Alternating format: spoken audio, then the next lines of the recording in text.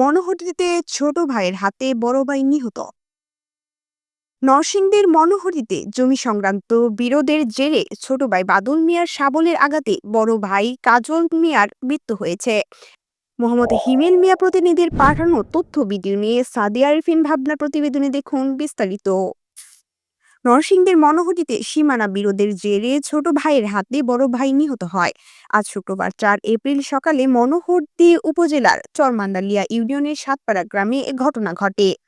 Police ও স্থানীয়রা জানায়, সাতপাড়া গ্রামের বাসিন্দা বড় ভাই কাজল মিয়া ও ছোট ভাই বাদল মিয়ার জমির সীমানা নিয়ে দীর্ঘদিন ধরেই বিরোধ চলছিল।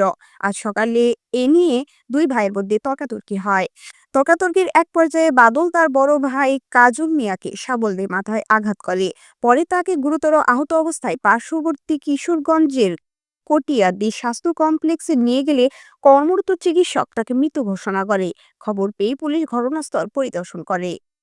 মনোহরদী থানার উপপরিদর্শক এসআই মেহেদী হাসান বলেন, পুলিশ ঘটনাস্থল থেকে লাশ উদ্ধার করে ময়নাতদন্তের জন্য সদর হাসপাতালের মর্গে প্রেরণ করে।